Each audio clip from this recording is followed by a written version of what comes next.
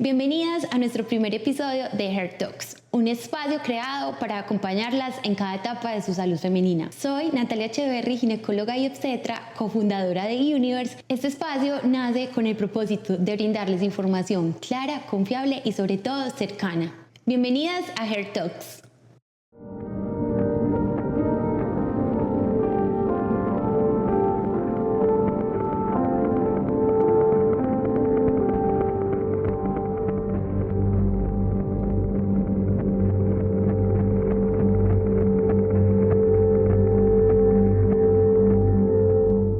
Imagina un tejido que crece donde no es, que viaja y se implanta y genera mucho dolor, que muchas confunden con un cáncer silencioso, pero no lo es. Es endometriosis, una enfermedad crónica que muchas mujeres padecen y que ni siquiera saben que la tienen. Pero, ¿por qué se confunde con cáncer? ¿Por qué genera tanto dolor? Hoy en Hair Talks estamos con la doctora Carolina Bustamante para romper esos mitos y conocer un poco más de la enfermedad. Caro, bienvenida y gracias por estar en este episodio. Hola Nati, ¿cómo estás? Para todos los que no me conocen, mi nombre es Carolina Bustamante, soy ginecóloga y obstetra de la Universidad Pontificia Bolivariana y hago parte de este gran grupo de Universe. La idea es poderlas acompañar desde nuestro conocimiento, estar cercana a ustedes, que conozcan de todas las patologías y nos eduquemos todos en esta enfermedad de la que vamos a hablar hoy. Bueno, para empezar, Caro, cuéntanos un poco de esa enfermedad que muchas veces normalizamos, el hecho de tener dolor con la menstruación, que tengamos un día de nuestra vida, de nuestro mes incapacitante, que realmente genera tanto dolor que por eso le denominamos el cáncer no cáncer, porque genera tanto dolor y puede ser tan invasivo que tiene repercusiones en la calidad de vida de las pacientes. Sí, Nati, digamos que ese fue el objetivo de este capítulo, el cáncer no cáncer. ¿Por qué? Porque realmente el comportamiento que tiene la endometriosis, aunque no es una enfermedad maligna, por su capacidad invasiva, de esa manera se comporta y tiene muchos, pues a lo largo de la vida tiene muchas consecuencias que van desde el dolor crónico e incluso cosas tan importantes que más adelante vamos a ver, como la fertilidad. Lo decías muy bien al principio, es un tejido que está, por así decirlo, regado en partes donde no debería estar.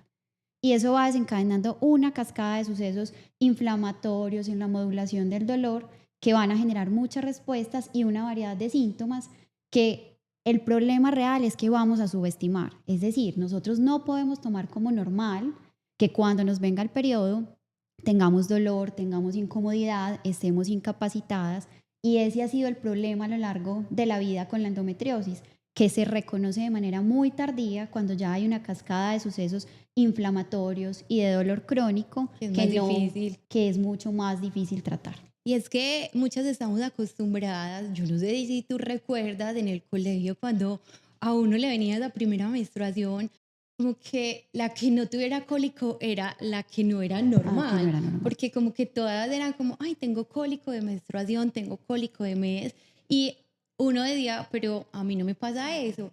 Y es que desde esa época venimos normalizando ese dolor.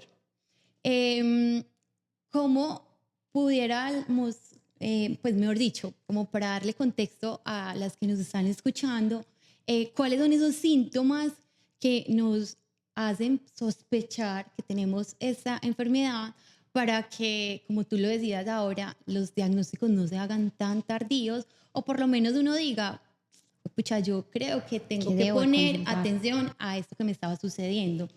Entonces, Nati, bien lo dijiste, lo que pasa es que son síntomas que nos acostumbramos a normalizar siempre, o sea, desde que nos vino la primera menstruación, todo el mundo nos enseñó, cuando nos viene la menstruación nos duele, nos da cólico, son días en los que nos sentimos enfermas y realmente no es así, no debería ser así. Entonces, los síntomas, el síntoma cardinal que siempre nos debe orientar a que algo no está bien es el dolor. Entonces, el dolor que se vuelve incapacitante. O sea, el dolor que me dice, hoy me levanté maluca para ir a trabajar, para ir a estudiar. Que literalmente no pude ir tiene al que ir a gimnasio, urgencias. tengo que ir a urgencias. O sea, yo estoy necesitando tomar un analgésico para poderme sentir mejor y digamos que hacer un poquito normal mi vida, ¿cierto? Y que cada vez eso se va cronificando más. Exacto. Entonces, el síntoma cardinal es el dolor.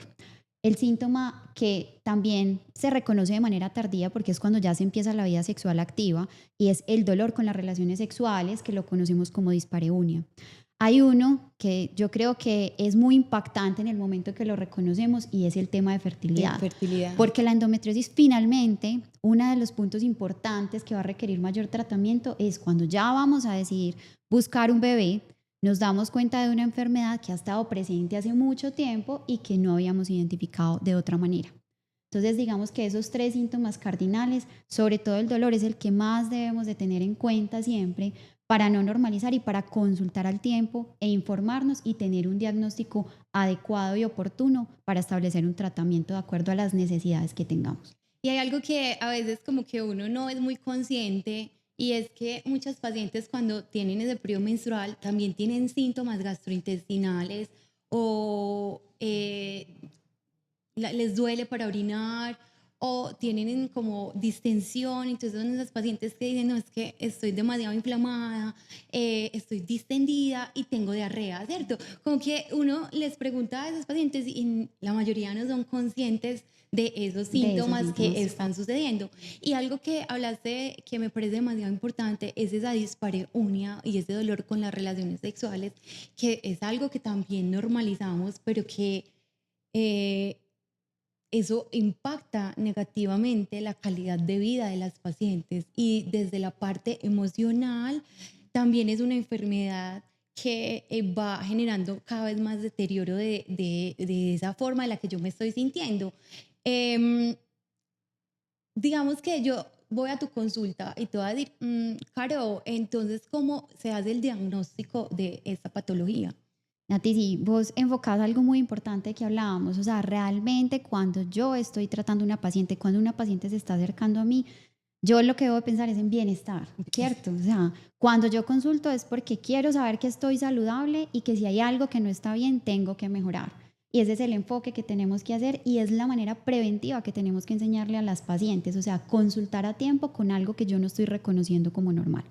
Entonces, el enfoque diagnóstico de la endometriosis incluye muchas cosas, desde una adecuada historia clínica, que es lo que les estamos contando acá, cuáles son los síntomas que están por fuera de lo normal de tu periodo y ni siquiera de tu periodo. El dolor puede cronificarse tanto que se puede presentar por fuera del periodo. Eso me parece súper importante. Y tengamos lo otro ahí un momentico, y es que en esa normalización del dolor, el dolor se convierte crónico y es algo que ya se sale de la parte ginecológica y ya no es un dolor en el útero, sino que es un dolor a nivel central y que cada vez es más difícil de manejar.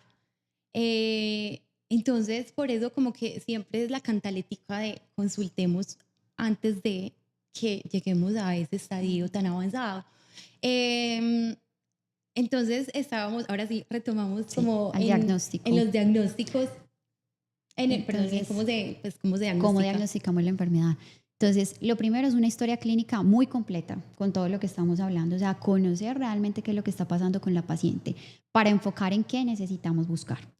Digamos que uno de los pilares que a lo largo del tiempo con la endometriosis se ha buscado hacer es, bueno, o sea, tenemos que tener un gol estándar. Desafortunadamente en la endometriosis no lo existe.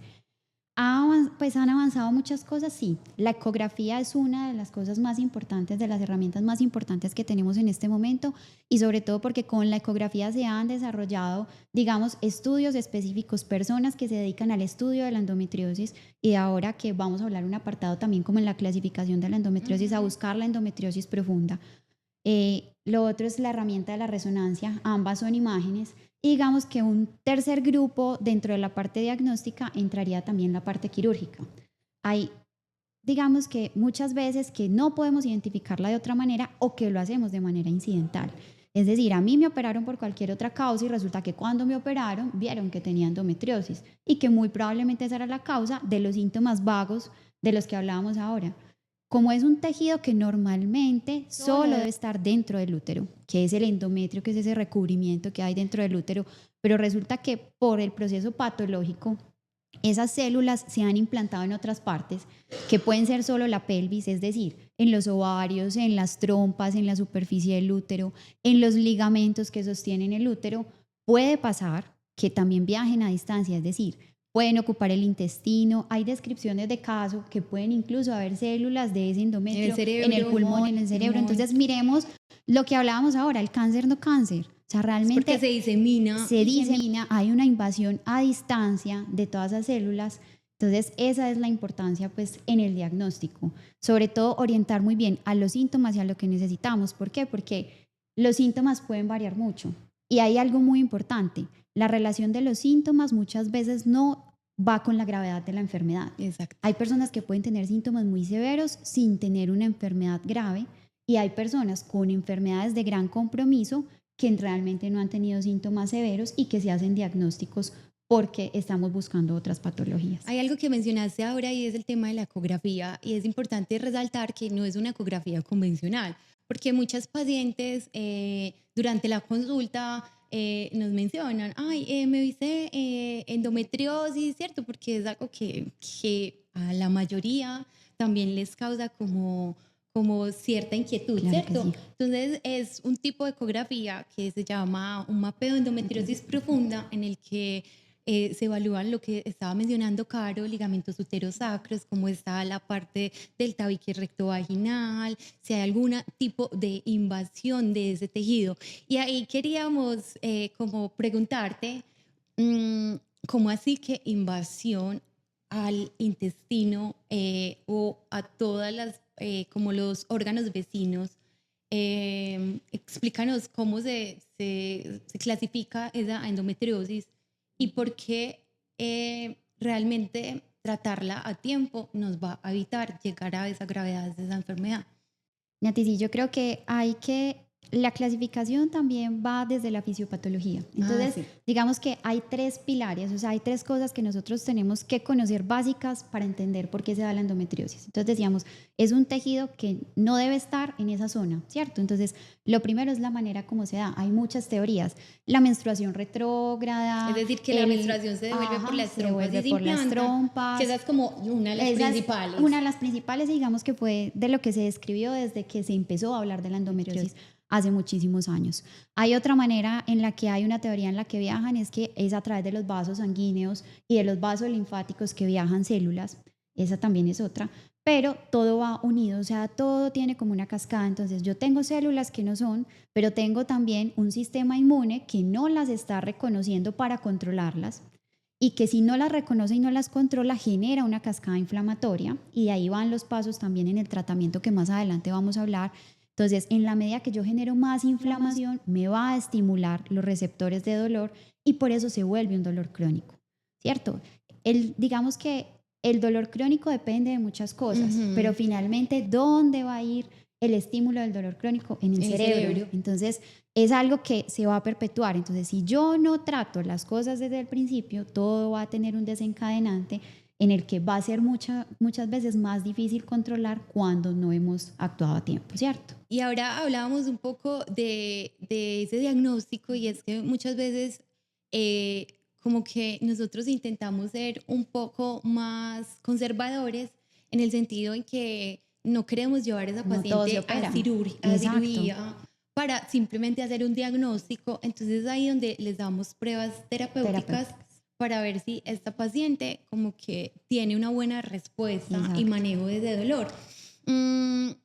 Digamos que en ese sentido, muchas veces yo les menciono a las pacientes que esa parte de ese tejido puede crecer y crecer y empezar a invadir lo más cercano que tiene, ¿cierto? Que es la parte del recto, que incluso llegan a hacer cirugías tan avanzadas que hay necesidad de resecar partes de esos tejidos. Exacto. Nati, por ejemplo, voy a hacer una parte con lo que hablábamos ahorita en el diagnóstico. Entonces, el diagnóstico aquí ha llevado precisamente a eso, a que tratemos de ser conservadores y que realmente lo que tenemos que buscar es controlar un síntoma, ¿cierto? En la parte de fertilidad tenemos, por ejemplo, otros objetivos, y en la parte de fertilidad se maneja de manera diferente también la endometriosis.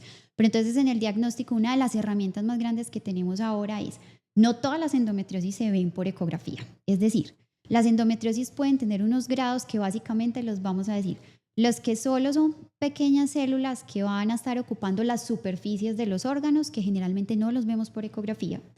las que ya han generado lesiones más grandes, invasivas Nodulares. en otros órganos que hacen nódulos, o sea, que sí se pueden ver por una imagen, que generalmente van a estar en la vejiga, en el recto, y a esto Los vamos con el ligamentos. mapeo, que era lo que ahorita nos hablaba Ajá. Nati, que es una ecografía especializada que está orientada a buscar, digamos, esos nódulos y esas lesiones que ya han crecido más, ¿cierto? En los ligamentos, en las estructuras del útero, del sostén del útero, lo que tenemos más cercano que es el intestino, el recto, la vejiga. La vejiga.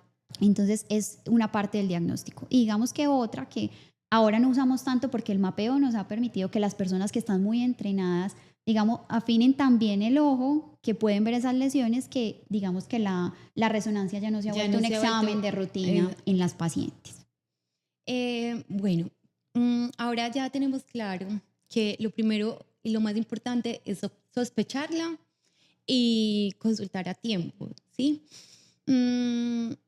Hay algo claro que yo les digo mucho a mis pacientes, y es que pues médicamente el tejido que está dentro del útero, médicamente, únicamente sirve para uno buscar un embarazo, ¿cierto? Pues realmente hay muchos mitos alrededor de la menstruación, y sin fines de meternos en lo que representa la menstruación para la mujer, pero realmente en muchas pacientes genera más incomodidad, dolor y enfermedad que lo que que en lo que nos genera el beneficio. Y ahí va un poco cómo enfocamos ese manejo y ese tratamiento de esas pacientes que tienen endometriosis. Nati, mira, yo pienso que acá es muy importante que nuestras pacientes entiendan algo, y es tener mucha parte de empatía, pero también mucha parte de ciencia. Es decir, en lo que nosotros las podemos orientar es precisamente en demostrar todo lo que se ha hecho a lo largo del tiempo, en los estudios, en la evidencia científica que hay para manejar las enfermedades y cómo las podemos acompañar. Es decir, lo que pasa es que yo creo que toda la vida nos orientaron a que la medicina estaba enfocada solo en tratamientos específicos, pero ahora tenemos unos grupos interdisciplinarios en los que trabajamos y en eso nos tenemos que enfocar. O sea, hay tratamientos que innegablemente son el pilar del manejo de ciertas enfermedades, y para la endometriosis lo es. O sea, el control hormonal de la endometriosis es muy importante. O sea, porque es una enfermedad que se da en la edad reproductiva, porque depende de las hormonas.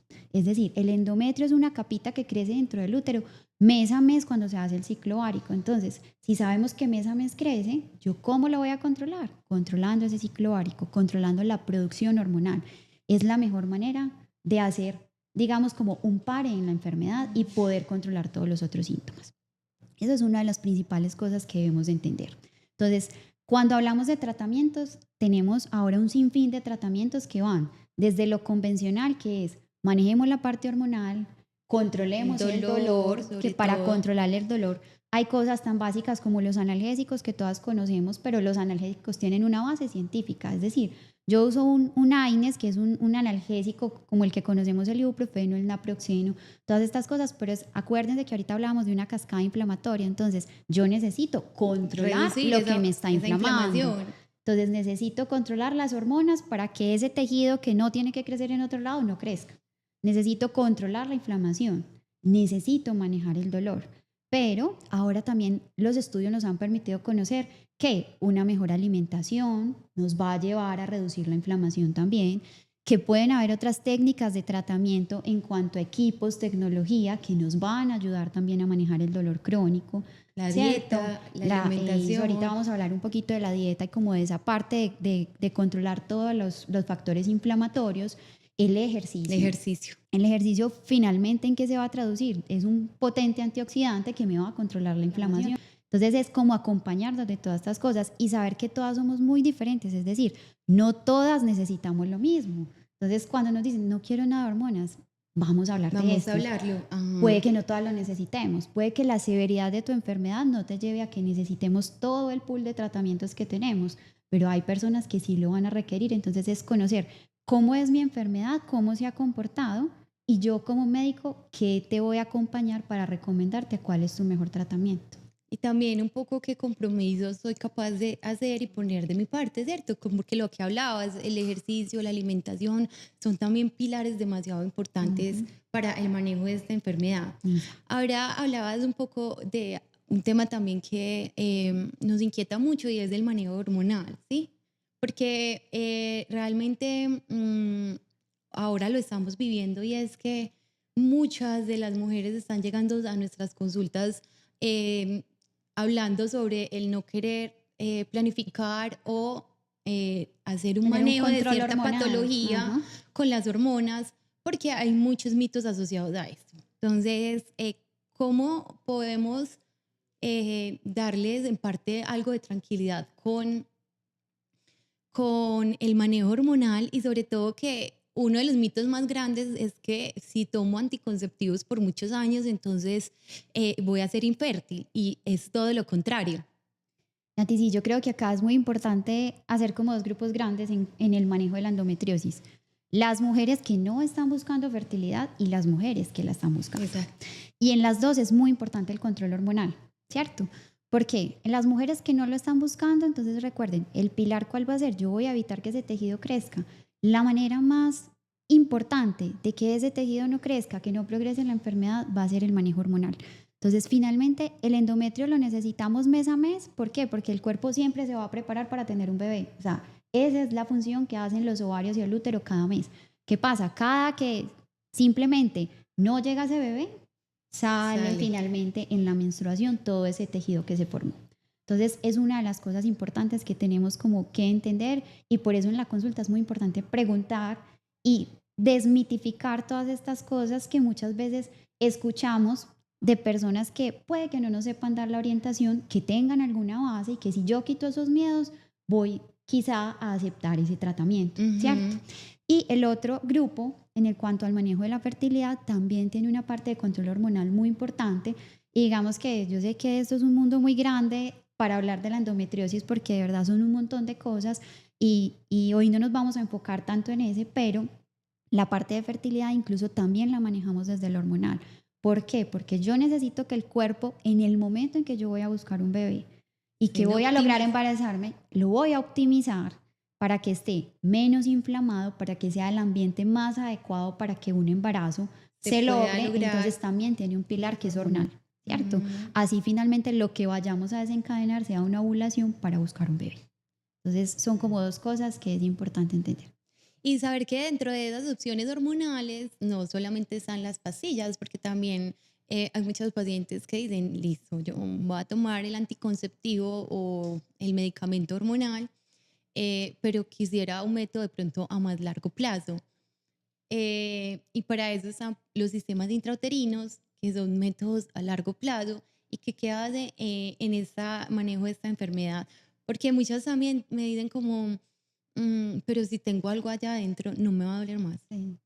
Entonces, Nati, por ejemplo, hay que recordar algo a las pacientes y es que también todo se elige de acuerdo a la necesidad, a la comodidad y también a las indicaciones que haya, de acuerdo a las patologías también asociadas que tengan.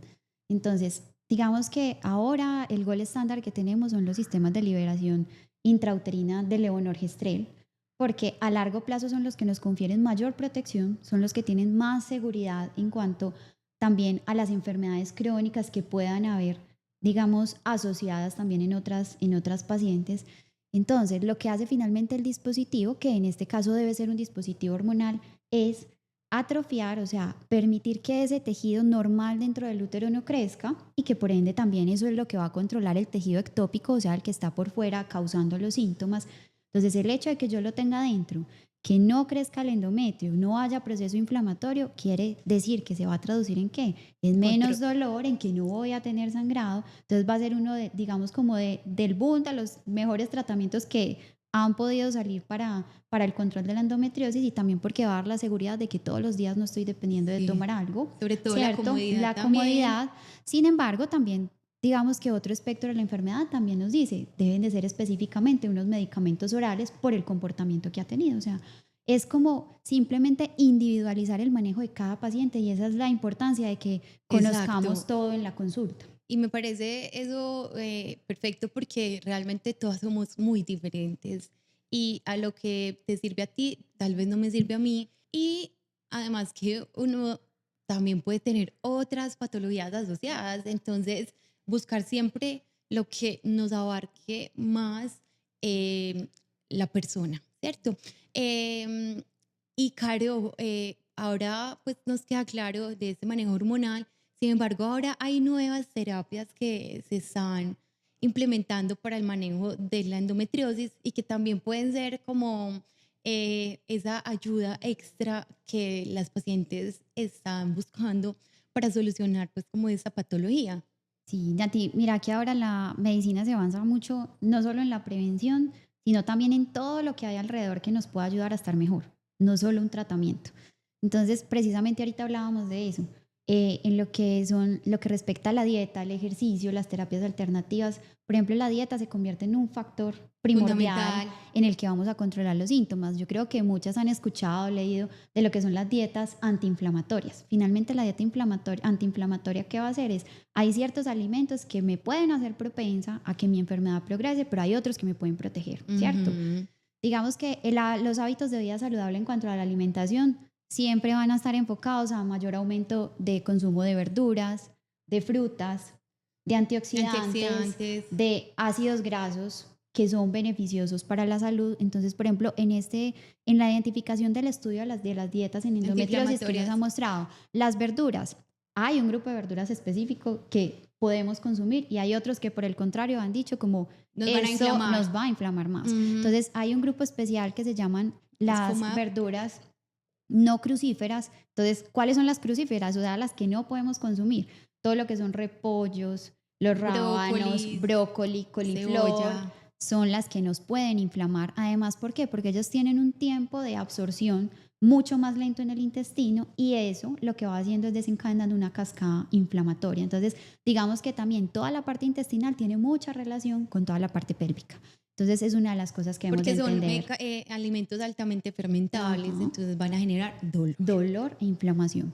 La parte de los antioxidantes, las frutas y en especial los cítricos van a ser uno de los pilares del tratamiento porque tienen dos cosas importantes, las vitaminas A y la Y la vitamina vitamina C, C. que es finalmente que son antioxidantes. Lo mismo que los ácidos grasos. Los omegas, sobre todo el omega 3, es una de las cosas que más se promueve cuando vamos a buscar reducir inflamación. Ahí está el consumo de las Ajá. carnes, sobre todo las carnes Sí, las rojas. carnes rojas. Y digamos que hay un punto que es un poquito controvertido, a diferencia de muchas dietas antiinflamatorias que conocemos y son los lácteos. Por el contrario, los lácteos en el tema de la endometriosis sí han mostrado un beneficio, pero por dos cosas importantes, porque la vitamina D y el El calcio calcio. sirven en la endometriosis. Entonces, digamos que a diferencia de otros procesos que donde nos quitan del todo los lácteos, en la endometriosis, por ejemplo, es algo beneficioso. Sí, y realmente que es algo que ha mostrado evidencia científica que sí nos reduce la inflamación y que no es como hacer una dieta y ya, sino que eso va a ser un estilo de vida, ¿cierto? Es algo que entender que es una enfermedad crónica y como manejo de esta enfermedad crónica, pues es un cambio en el estilo de vida y en perpetuar estos hábitos. Y algo también que nos encanta que es y que nos va a ayudar mucho al manejo de dolor es la terapia de piso pélvico, que también es algo que ha mostrado mucha Sí. evidencia, sobre todo en el control del dolor. Entonces, ¿qué pasa con la terapia de piso pélvico? La cascada del dolor nos lleva a que los músculos estén más tensos, hagan fibrosis y que la pelvis finalmente en toda esa cascada inflamatoria vaya a ser una de las grandes Es afectadas. como si se Es congelara. como si se congelara, exacto. Y que la movilidad de los órganos por toda esa cascada inflamatoria va haciendo algo que se llama fibrosis. Entonces, hagamos un esquema mental de que todo está muy pegadito allá abajo. Entonces, la terapia de piso pélvico es una de las partes fundamentales que sumada, por ejemplo, ahora a las nuevas tecnologías, sobre todo la radiofrecuencia, que es una de las cosas como que más empieza a entrar ahora en auge en el manejo del dolor crónico, nos van a permitir, digamos, como manejar de manera más integral la patología. Exacto, y eso se va a traducir en calidad de vida, porque van a ser mujeres que van a mejorar del dolor sexual, porque realmente hay pacientes que le dicen a uno, mira, yo no quiero tener relaciones porque Me duele. realmente me O sea, no duele. es una actividad que es placentera, entonces ¿para Exacto. qué la voy a tener?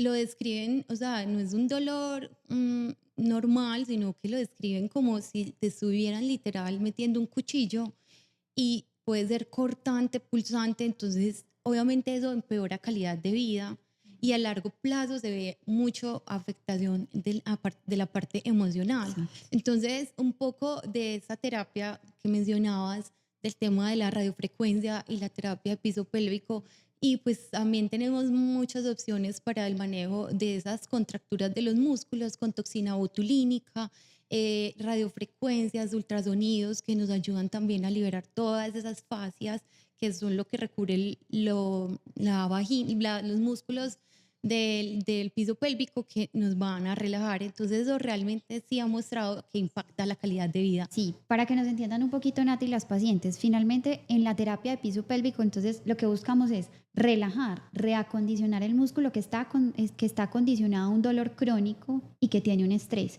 Entonces, sumado a eso, por ejemplo, la radiofrecuencia, ¿cómo actúa? La radiofrecuencia, como en palabras más que podamos entender, es aplicar un calor a un tejido.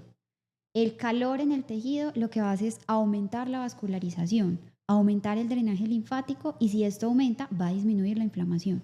Entonces, si se disminuye la inflamación, ¿en qué vamos a trabajar? En el proceso de fibrosis que se ha ido creando con esa inflamación crónica, mayor vascularización va a disminuir también ese dolor crónico. Entonces, mira que en la medida que uno va actuando como a diferentes niveles de lo que tenemos que hacer, cuando todo se hace sumatorio, ¿en qué se va a traducir? En bienestar. Finalmente, ¿qué necesitamos? Que la paciente vuelva y se acondicione a su vida normal, o sea, a no vivir con el dolor. El dolor no se puede convertir en algo crónico. Y finalmente, Caro, digamos que hay otras opciones terapéuticas como lo son el mindfulness, el control del estrés a través de la meditación, pues realmente eso se va a traducir en lo mismo, ¿cierto? Ujú. En reducir Listo. estrés, reduce Es que cortisol. químicamente el cerebro, cuando está estresado, ¿qué va a liberar? Puros factores proinflamatorios. Ujú. Entonces, de eso se habla. Las terapias alternativas, ¿cuáles son? La acupuntura también está descrita y También está está descrita desde escrita. hace mucho tiempo. O sea, desde toda la parte de la Terapia neural. acupuntura, de la terapia neural, lo que hace es, si yo libero endorfinas y si yo controlo el dolor crónico, eso me va a llevar a una mejoría total.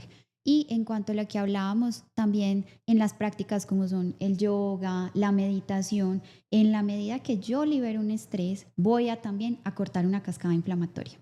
Entonces uno dice, son cosas simples, sí, son cosas simples, pero que sumadas hacen una gran diferencia y eso es lo que tenemos que tratar en las pacientes. O sea, entender que ese mundo que nos rodea, todo tiene que cambiar.